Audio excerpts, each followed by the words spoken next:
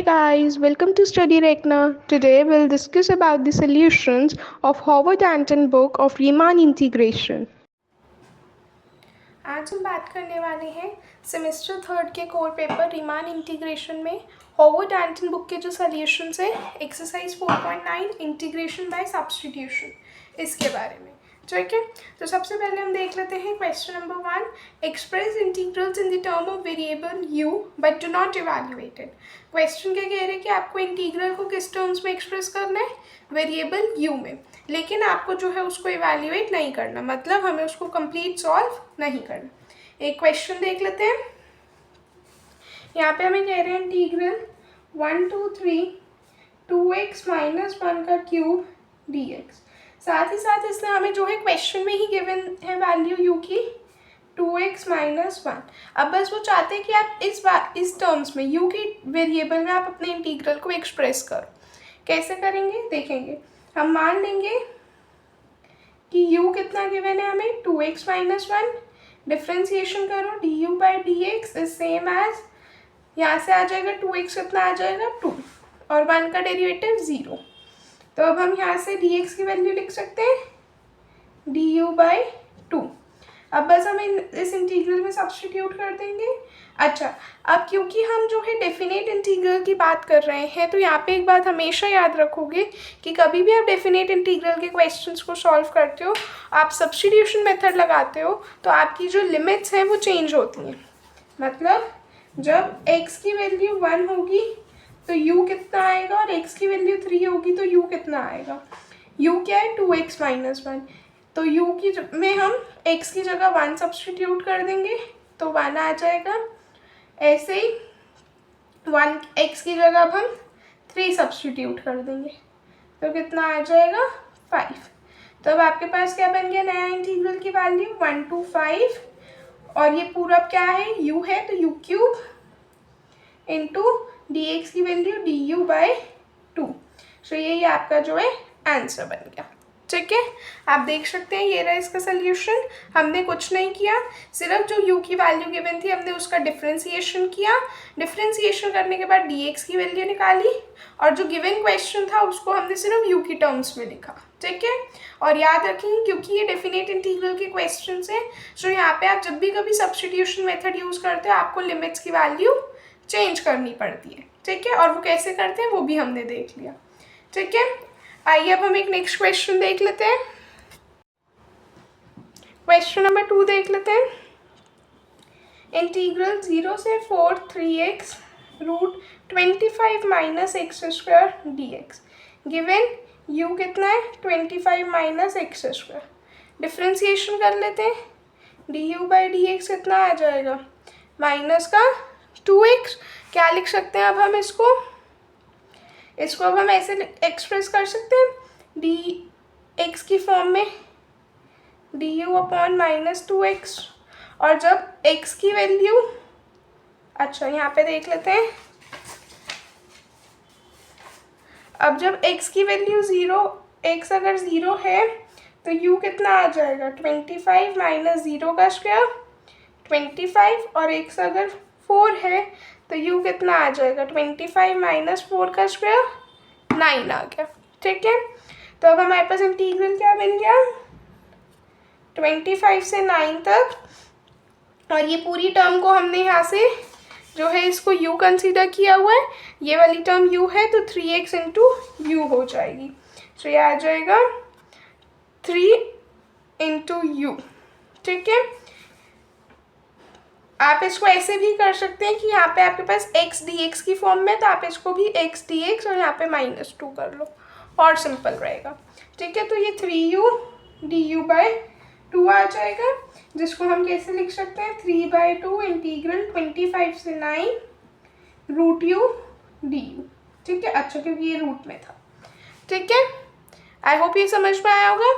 ये रहा इसका सोल्यूशन, आप देख सकते हैं। अब हम आ जाते हैं नेक्स्ट क्वेश्चन पे। नेक्स्ट क्वेश्चन नंबर 3 पे आ जाते हैं। तो अगर आपको ये 2 पार्ट समझ में आ गए, वीडियो को पॉज करके 3rd क्वेश्चन को खुद से ट्राई करें। आई होप आपने 3rd क्वेश्चन ट्राई किया होगा। आइए एक बार डिस्कस कर लेते हैं। माइनस हाफ से हाफ तक का इंटीग्रल है और ये कितना गिवन है, cos pi theta D theta. Given है यू कितना है, पाई थीटा। ठीक है, सो अब हम क्या कर लेंगे, इसका differentiation D you by D theta कितना आ गया, पाई। तो आप डी थीटा की वैल्यू कितनी रख सकते हैं, डी यू बाई पाई। तो जब x की वैल्यू जब x थीटा की वैल्यू माइनस हाफ है तो u की वैल्यू कितनी आ जाएगी, माइनस पाई बाई टू। और जब थीटा की वैल्यू हाफ है तो u कितना आ जाएगा आपके पास, पाई बाई टू। बस अब हम क्या करेंगे, इंटीग्रल माइनस हाफ से हाफ किससे रिप्लेस हो जाएगा, माइनस पाई बाई टू से पाई बाई टू तक। और यहाँ पे क्या था, कॉस पाई एक्स पाई थीटा डी थीटा। तो हम क्या लिख सकते हैं, कॉस पाई थीटा को अब हम क्या लिख सकते हैं, u इंटू डी थीटा कितना आ जाएगा, डी यू बाई पाई। इसको आप ऐसे भी लिख सकते हैं, 1/पाई integral minus pi by two से pi by two cos U D U. ये आपका आंसर बन गया। ये रहा इसका सोल्यूशन, आप देख सकते हैं। आइए अब हम फोर्थ क्वेश्चन देख लेते हैं। फोर्थ वाला पार्ट जो है थोड़ा सा इम्पॉर्टेंट है, इसको ध्यान से समझिएगा। फोर्थ वाला क्वेश्चन देख लेते हैं। फोर्थ पार्ट में कह रहे हैं इंटीग्रल 0 से 1 x plus 2 into x plus 1 to the power 5 dx। ठीक है, और गिवन है u कितना लेना है, x प्लस 1। मान लेंगे ये u है, डिफ्रेंसिएशन कर देंगे, कितना आ जाएगा, dx की वैल्यू निकाल लो, du आ गई। अब आप देखेंगे अगर आपके पास x अगर 0 है तो u की वैल्यू कितनी आ जाएगी, 0 प्लस 1 1। और अगर x 1 है तो u कितना आ जाएगा, 1 प्लस 1 2। ठीक है, बट दिक्कत क्या आएगी अब x प्लस 2 की, इसको भी हमें u की टर्म्स में करना है। सो हम क्या करेंगे, हमने यहाँ पे u को क्या माना है, x प्लस 1। u क्या माना है हमने, x प्लस 1। यहाँ से आप x की वैल्यू क्या रख सकते हो, u माइनस 1। तो अब x प्लस 2 में हम जो है x की वैल्यू सब्सटीट्यूट कर देंगे, कितनी आ जाएगी, u माइनस 1 प्लस 2, तो u प्लस 1। अब हमारे पास इंटीग्रल क्या बन गया, 1 to 2 u plus 1 into u to the power 5 dx इतना आ जाएगा du। ठीक है, आप देख सकते हैं ये रहा इसका सल्यूशन। ठीक है, कोई डाउट है आप कमेंट सेक्शन में ज़रूर पूछ सकते हैं। इन क्वेश्चंस की थोड़ी सी प्रैक्टिस करेंगे और ये क्वेश्चंस आपको अच्छे से समझ में आ जाएंगे। बिल्कुल सिंपल से क्वेश्चन है। यहाँ पे मैंने लिखा हुआ है स्टार और ऐड हियर, ये वाला स्टार पॉइंट है जो आप पहले यहाँ पे लिखेंगे, फिर आप ये सोल्यूशन लिखेंगे जैसे मैंने यहाँ पे बताया।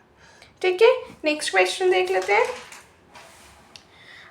नेक्स्ट क्वेश्चन में कह रहे हैं integral -1 to 4 5 minus 2x to the power 8 dx। u कितना है, 5 minus 2x। क्या करेंगे, du बाई dx कितना आ जाएगा, -2। सो du अपॉन -2 जो है dx की वैल्यू आ गई। तो हमारे पास क्या बन गया, और आपने लिमिट चेंज कर दी, जब x की वैल्यू 1 थी तो u कितना बन जाएगा आपका 7। और जब x की वैल्यू 4 थी तो u कितना आ जाएगा, -3। तो बस आपके पास क्या आ गया, 7 से -3 तक u to the power 8 into du by -2। Simple है ये क्वेश्चन। वीडियो को पॉज करें और नेक्स्ट क्वेश्चन खुद से ट्राई करें। मैंने बहुत सारे क्वेश्चंस डिस्कस कर लिए, अब जो रिमेनिंग क्वेश्चंस है इसको आप खुद अपने आप ट्राई करें। आई होप आपने ये वाला क्वेश्चन ट्राई किया होगा। एक बार डिस्कस कर लेते हैं।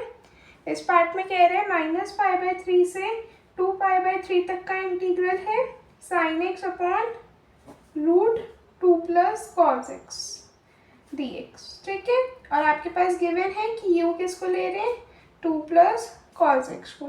सो इंटीग्रेशन कर देते हैं दोनों तरफ, डिफ्रेंसिएशन du बाई dx कितना आ जाएगा, माइनस का sin x। सो dx की वैल्यू कितनी आ जाएगी, du, या आप इसको एज इट इज यहाँ पे ऐसे लिख लो, du is equals to minus sine x dx। ठीक है, ये पूरा क्या हो गया, du बन गया। सो अब जब x की वैल्यू -π/3 है तो u कितना आ जाएगा, 2 प्लस कॉस -π/3 5/2, और जब x की वैल्यू 2π/3 है तो हमारे पास u कितना है 3/2, तो हमारे पास इंटीग्रल कितना आ गया 5/2 से 3/2 साइन एक्स dx क्या था हमारा du, तो माइनस का du divided by root u। ठीक है, यही हमारा आंसर बन गया। हमें सोल्यूशन पूरा नहीं करना, सिर्फ u की टर्म्स में लिखना है। ठीक है, नेक्स्ट क्वेश्चन देख लेते हैं। 7th पार्ट में कह रहा है वो इंटीग्रल 0 से π/4 tan square x into sec square x dx।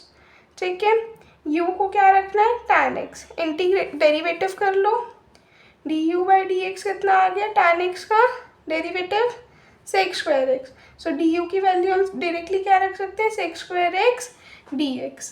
अब जब x की वैल्यू 0 होगी तो u कितना आ जाएगा आपके पास 0, और जब x की वैल्यू π/4 होगी तो u 1 बन जाएगा। सो आपका फाइनली आंसर क्या आ जाएगा 0 से 1 तक u² du सॉरी।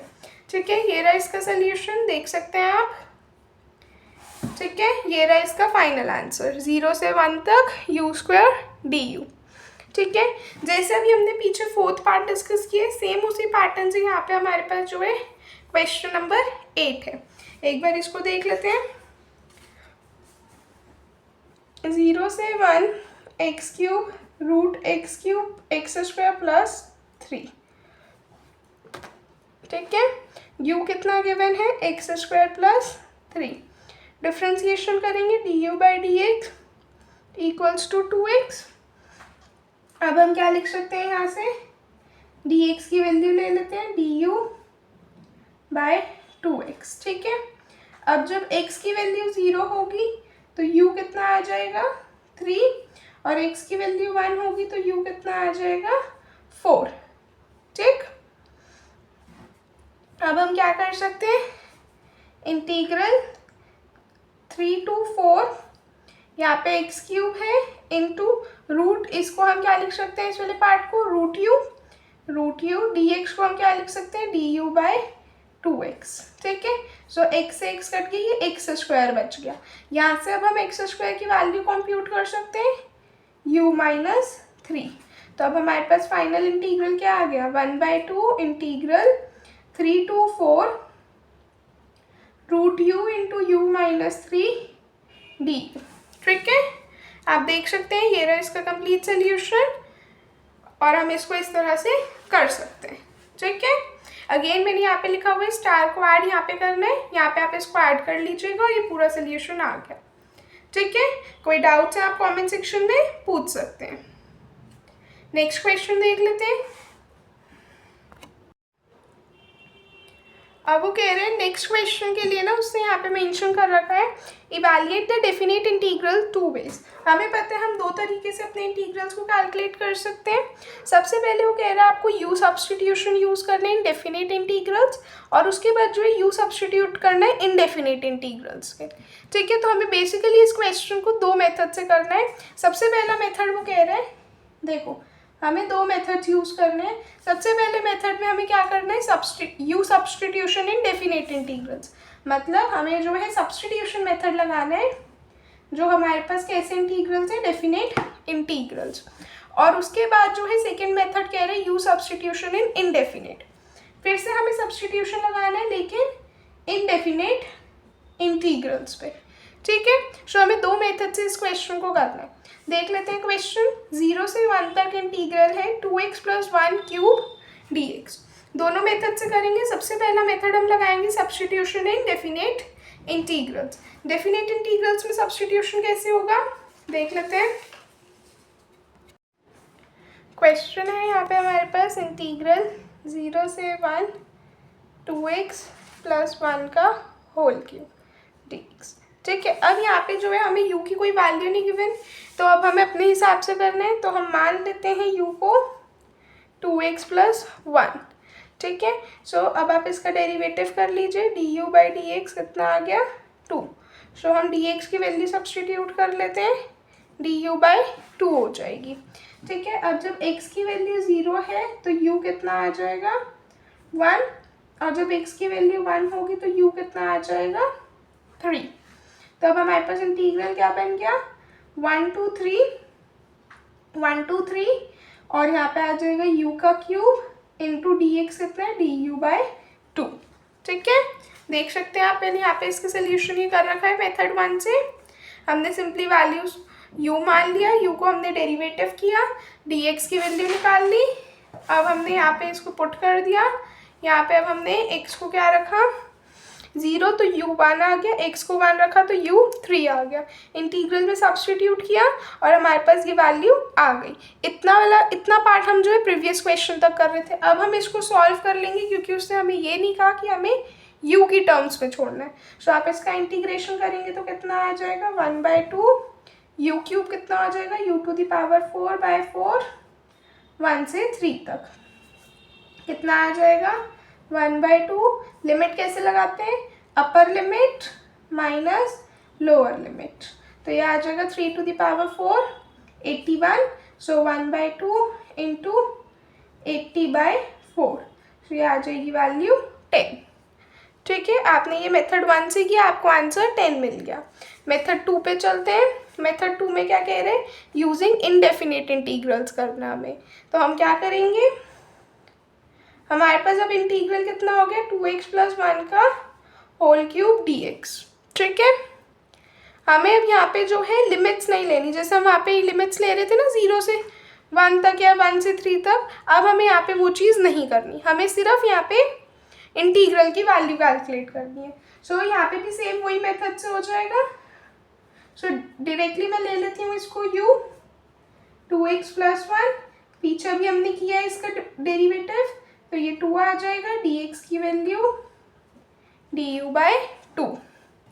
अब हम इसको क्या लिख सकते हैं, इंटीग्रल u का क्यूब इंटू du/2, तो ये सिंपली आ जाएगा 1/2 u⁴/4 + c।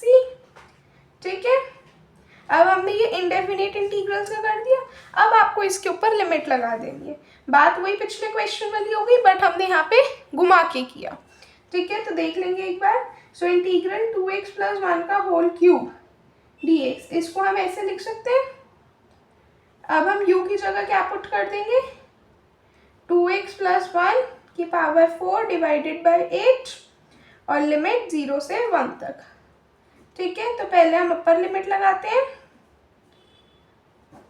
Minus lower limit, तो ये आ जाएगा 2 × 0 + 1/8।